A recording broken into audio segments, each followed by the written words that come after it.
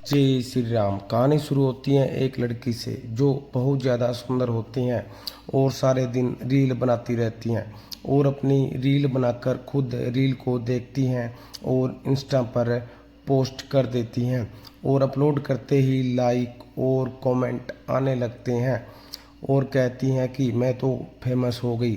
Ritika social media की एक कीड़ा थी। उसे रील बनाना, लाइव आना और एक्ट करना और पोस्ट करने में बड़ा मज़ा आता था। वो कहीं भी बैठी हो, कोई सी भी जगह हो, उसे बस रील बनाने का बहाना मिलना चाहिए। हमेशा कोई सी जगह हो तो रील बनाती रहती हैं। ऐसे ही कुछ दिन बीत जाते हैं जब वो अपने कमरे में रील बना रही होती हैं कि दोस्तों आज मैंने शॉपिंग करके ये ड्रेस लाई। तो इतना बोल ही रही थी कि तभी उसकी माँ वहाँ आती हैं और उसे बेलन से मारकर बोलती हैं कि सारा दिन फ़ोन चलाती रहती हो, टेढ़े मेढ़े मुंह बनाकर फ़ोटो लेती रहती हो और पता नहीं क्या क्या बोलती रहती हैं। इतना दिमाग घर के काम में लगा लेगी तो तेरा अच्छे घर में रिश्ता हो जाएगा। और आज के बाद मैंने तुम्हें ये रील बनाते देखा तो मुझसे बुरा कोई नहीं होगा। तो रितिका बोली, माँ क्या एक्टिंग है। तो उसकी माँ बोली, बकवास बंद कर अपनी और चल घर का काम कर, नहीं तेरा मैं ये फ़ोन तोड़ दूंगी। तब रितिका बोली, माँ रुको, काम करती हूँ ना, मैंने कहा मेरा फ़ोन मत तोड़ना, परंतु मेरे फ़ोन को मत हाथ लगाना।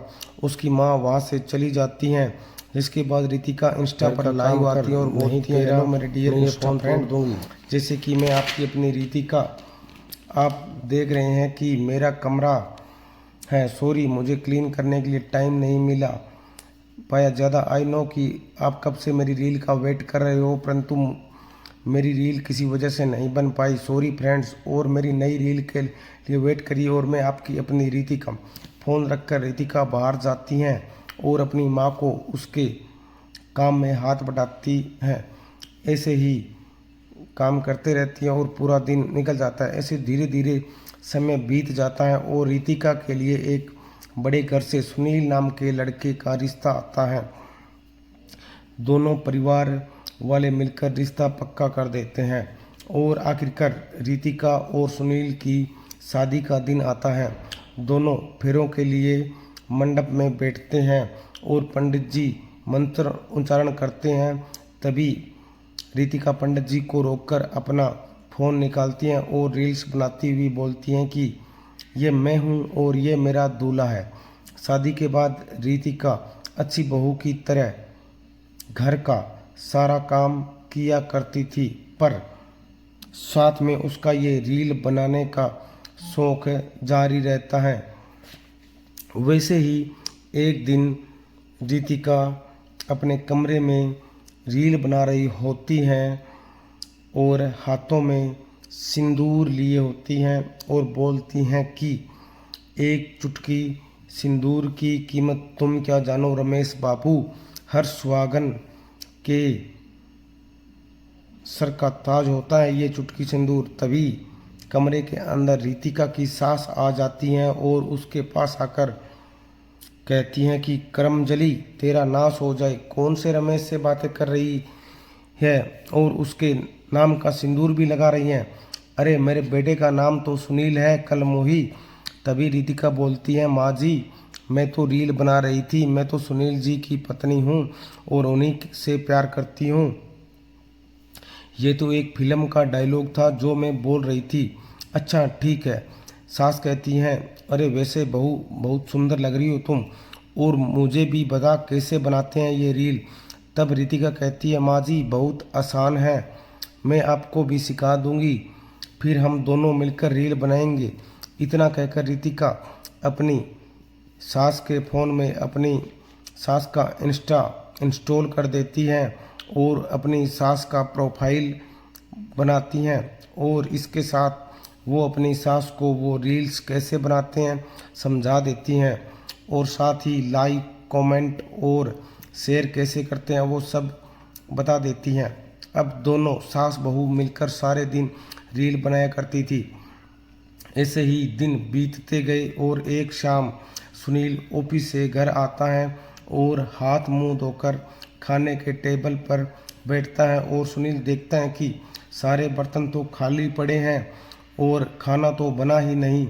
और उसके बाद सुनील अपनी माता और पत्नी को आवाज़ लगाता है कि आप दोनों, अरे कहाँ हो आप दोनों, मुझे भूख लगी है, खाना मिलेगा या नहीं। सुनील कुछ देर तक दोनों को वेट करता है परंतु दोनों ही नहीं आती। तो फिर सुनील खुद उठकर उन दोनों के पास जाता है और देखता है कि दोनों सास बहू तो कान में हेडफोन लगाए रील्स देख रही हैं।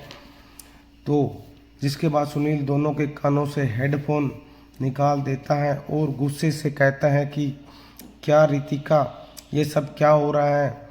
मैं कब से आप दोनों को आवाज़ दे रहा हूँ कि मुझे भूख लगी है, परंतु मजाल है कि आप दोनों सुन लें। मगर आप दोनों को सुनना तो क्या, आपको दोनों को तो यह ही नहीं पता कि क्या मैं घर में आ भी गया हूँ क्या नहीं, खाना तक नहीं बनाया। आप दोनों इतना ही बिजी थे तो आप बता देते, मैं खाना बाहर से ले आता। तब सुनील की माँ, बेटा क्या बताऊँ, रील का इतना स्वाद लगा है कि कुछ ध्यान ही नहीं रहता। तब बेटा कहता है, आपको नहीं रहता पर मुझे तो रहता है, मेरा पेट खाना मांग रहा है। तभी रितिका एकदम से बोलती हैं, मुंह पर ईसा मारूंगी, सीधा देखकर दीवार में जाकर लगेगा हरामजादे।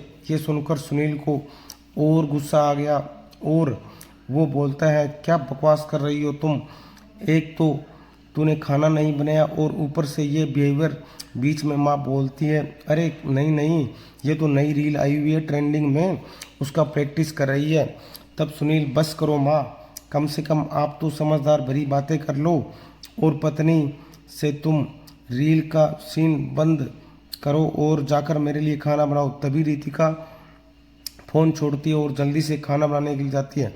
अब यह तो रोज़ाना का काम हो चुका था। धीरे धीरे समय बीतता है। अब रील्स के चलते कभी सब्जी में नमक ज़्यादा होता है तो कभी कुछ और। अब सुनील एक प्लान बनाता है और अपनी माँ और अपनी पत्नी को सबक सिखाने के लिए एक सुंदर लड़की को घर में अपने साथ ले जाता है, जिसे देखकर रितिका बोलती है, ये कौन है? तो सुनील कहता है, ये मेरी पत्नी है। तो रितिका कहती है, आपकी पत्नी मैं हूँ। सुनील कहता है, तुम्हें याद भी है कि मैं तुम्हारा पति हूँ, ना मुझे टाइम देती हो ना कुछ और, तो कैसा पति। ये सब बातें उसकी सास भी सुन रही थी।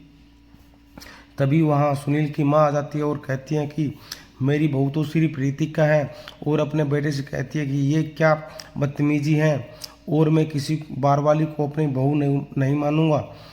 और सुनील, आप दोनों जो बदतमीजी कर रही हो उसका क्या, रील बनाकर मनोरंजन करना अच्छी बात है, पर उसके पीछे सब भूल जाना ये पागलपन कहलाता है जो आप दोनों में है। उम्मीद है आप दोनों को समझ आ गया होगा कि मैं क्या कहना चाह रहा हूँ। सुनील की बात सुनकर रितिका और उसकी सास का सर शर्म से झुक जाता है, जिसके बाद वो दोनों सुनील से माफ़ी मांगते हैं और सुनील भी उनको अपने झूठे नाटक का सच बता देता है। जिसके बाद से रितिका और सास अपने फ्री टाइम में अपना फ़ोन चलाती हैं और रील बनाती हैं। इस तरह रील बनाने वाली बहू का भूत उतर जाता है।